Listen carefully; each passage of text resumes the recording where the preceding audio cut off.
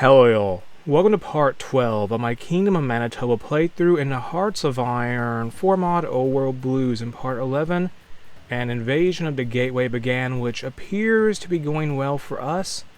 And going to the war screen here, we can see that the gateway is about to lose, and they're also fighting not just the Kingdom of Manitoba, but also the Iron Confederacy to our north. And I think they're supposed to be a Native American country. I believe, I'm not sure though. And we're pushing toward Manifest North. And let's go to our doctrines now and spend some army experience to get advanced know-how and unlock that. And that will cause our units to use, while our special spec op troops to use less supply. So that unlock is done. And continue attacking Manifest North, and this war should be over soon. The NCR declared war on the Rapids, and currently as of this time we're doing a focus to try and acquire the services of some mercenaries, specifically the Roach King, who is busy fighting a war with their neighbor Vault 37, so there is a chance he may say no, and that will cost us 50,000 Canadian dollars if he says yes. We're just going to give him an offer. I'm just curious to see what he says, honestly. Research slot available. Let's begin researching primitive radio. That would take 105 days. Very good. And oh boy, the Roach King refuses. Let me read this. The Mad Roach King seems to have no interest in taking our offer to strike down our mutual enemy of the Republic of Three Rivers. The diplomatic envoy we sent was chased out of Grafton by a horde of rad roaches after trying to explain to him that the Roach King's pseudonym wasn't an officially recognized royal title, and that under no circumstance would we allow rad roaches to serve as an occupation force for Winnipeg. Winnipeg is the capital of the Republic of Three Rivers. And regardless, we have walked away with our caps and the knowledge that dealing with this madman will only cause more problems further down the line. Sooner or later, we will have to deal with the Roach King, but for now, we have more important matters to attend to. Unfortunate, but at least we don't lose 50,000 Canadian dollars. Now in the focus tree, let's start doing funding Arborg. That will take 30 days, and Arborg Junta is our neighbor to the east. I think they're supposed to be like mercenaries sent by the Kingdom of Manitoba to reclaim old territory, and they're kind of just independent right now, and they're busy fighting the damned. So that's why we're trying to help them by doing this focus and funding Arborg states. If we want our mercenaries in Arborg to stand any chance at reclaiming our rebellious lands, they will need our support. Supply lines across the lake, as well as fresh monarchist volunteers, will help ensure the rule of the crown is restored in Winnipeg. And this will give us a national spirit that will last for a year and give the Arborg Junta some infantry equipment and support equipment. And now let us continue our war with the Gateway, which just ended as I said that. And we're not going to be able to get much land because we don't have much war score in this peace conference. The most I want to try and get is Manifest North, and that's where we're going to have to just demand it from the Iron Confederacy. There we go. So just demand this, submit demands. We won't Manifest North. Give us Manifest North, okay? Stop demanding it. Submit demand. Submit demand. Okay, there we go. So we're done here, it looks like. We have no more war score to get anything else, so let's just confirm and exit now. Come on.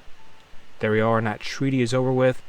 And right now, let's move our army to the south, because we're going to eventually have to fight the Republic of Three Rivers and their second coalition, which at this time consists of the Republic of Three Rivers, the state of Moose Jaw, the Metis Congress, and the Old Believers.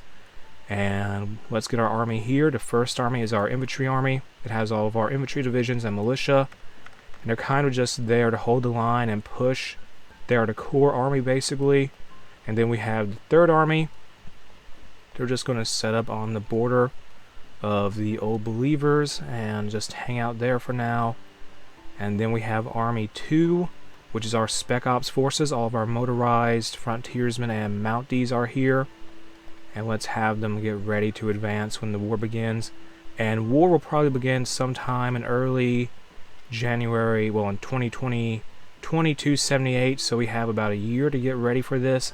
And time is going to fly by fast since we're not in a war. Let's grab our navy now and move them down to Brandon, our capital, the Royal Fleet remnants. And there's a war going on between Slanther and the Vipers.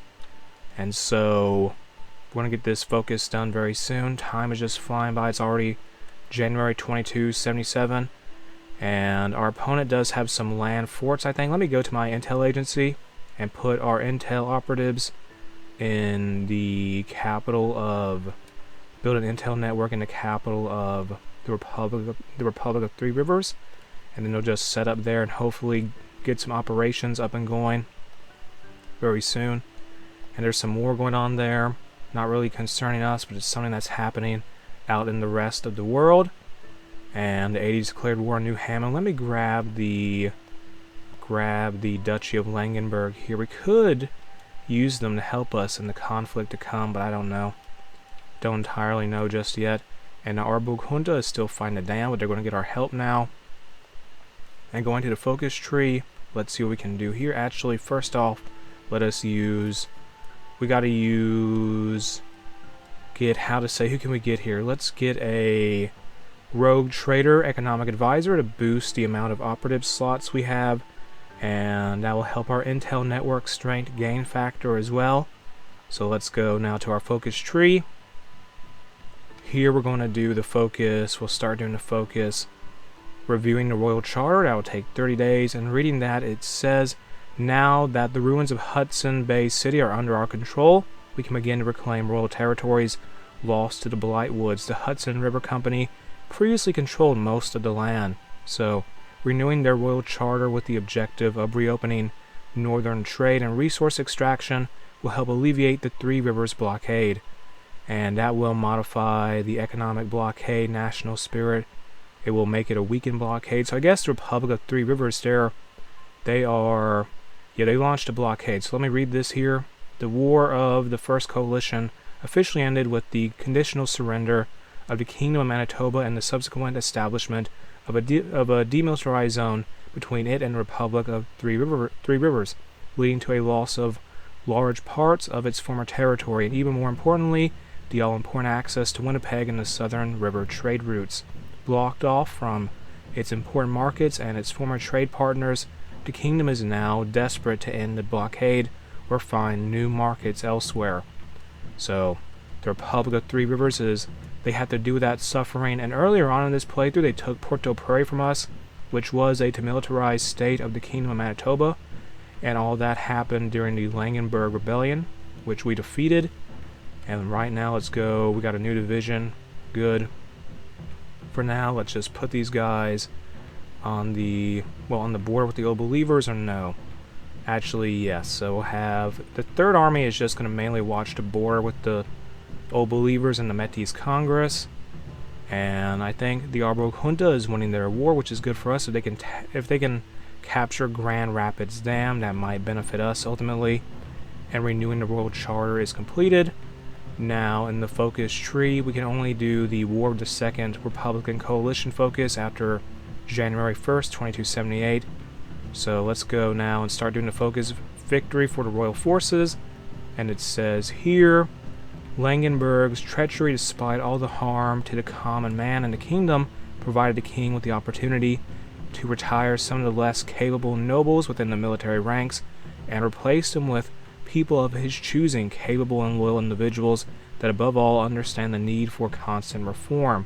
And this will give us a national spirit, which will last 560 days, that will raise up weekly war support, production efficiency growth, factory output, dockyard output, and energy cell gain. That's going to be pretty good, honestly. And we can get another operative now. Recruit, who can we recruit?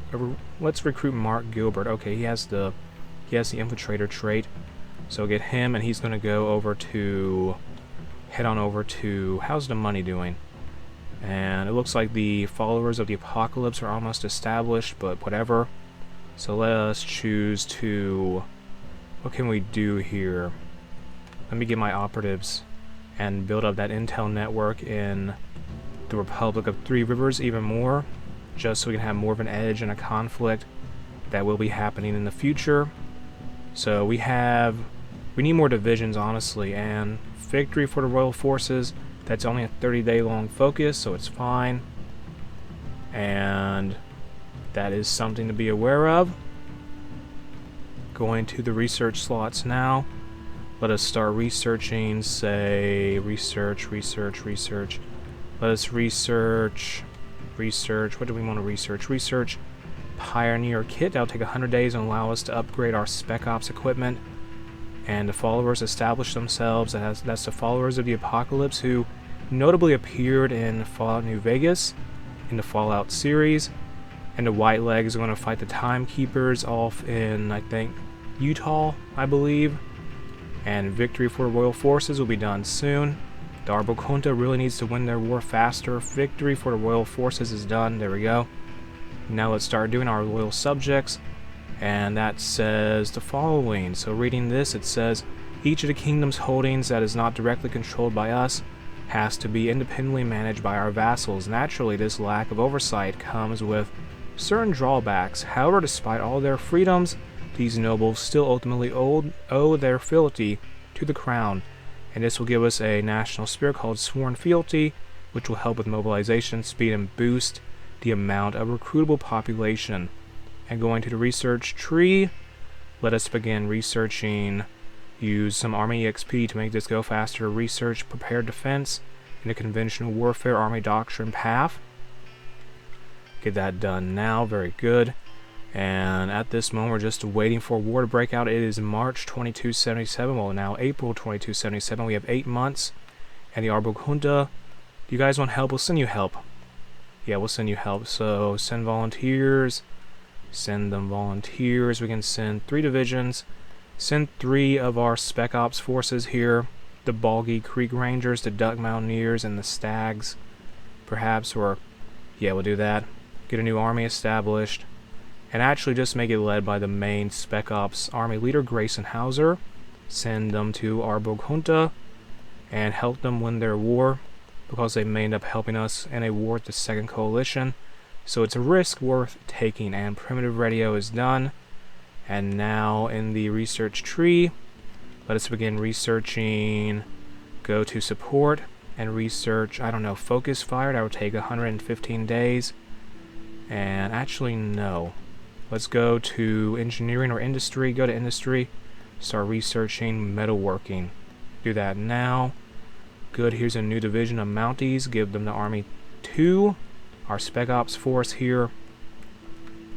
And hopefully those volunteers can help out the Arbokunda, who they may arrive a little bit too late before they win the war. Which is whatever. They can just help out and end some. Just help mop up what enemy resistance is remaining. And our 3 divisions have arrived. Let's give them that aid now. Those 3 divisions are going to move up and attack the enemy capital, or just around the capital of Rock Ridge, and drive out the damned. Just defeat them in this war, and let us attack now. And the war is over. It didn't even last that long. Whatever. It's fine. Our loyal subjects is done, and the battle for Hoover Dam takes place. That's off in the Mojave. Doesn't really concern us, but it is something that is occurring. Now in the focus tree, let's start researching, clear up the chain of command. And it says here, several nobles serve in our army. However, their position is caught in a weird mix between actual position in the chain of command and their ranks among the nobility. Our generals can hardly be asked to remember the entire line of succession just to determine who to give orders to, and a royal edict on the matter should at last put a stop to such confusions. And this will give us a national spirit called a new chain of command, which will help with planning speed and max planning factor. And everything is looking pretty good for the Kingdom of Manitoba thus far, as we prepare for our conflict with the Second Coalition. And now, since this army is back, merge them into Army 2 and give them their old commander. There we are. Grayson Hauser, the unit leader, is back in charge, and the old world wall holds. So who won in the Mojave? I guess the NCR won the Battle of Hoover Dam. It seems like they did, yeah. They won. And so Vault City is going to fight someone, whatever. Let's go to our political tab now and just go to Wasteland Survival Training for our divisions for training time, because we want higher division organization, and that could help us stat wise, even though that will increase training time on it, obviously. It's worth it though. Clear up the chain of command is complete. It is May 2277. We have about 6 to 7 months till war begins. And now, well, 6 to 8 months till war begins. And now let's begin doing the focus, modernize the levy system. And it says here the current system of raising levies within the Kingdom of Manitoba. Manitoba has served us well throughout our early history. However, as other nations in the wasteland continue to formalize their militaries, our levies are beginning to look antiquated, with poorly trained soldiers bringing their own shabby equipment. Making sure our standards are up to date will help us preserve this practice into modernity, and this will give us some bonuses for land doctrine research and give us a national spirit, which will basically buff our militia units, our militia divisions and whatnot. And with that, I believe I'm going to end what is part 12 of my Kingdom of Manitoba playthrough in the Hearts of Iron 4 mod, Old World Blues here. If you enjoyed the mod, you can check it out in the video description. The link to it is there. If you enjoyed the video itself, make sure to like and subscribe.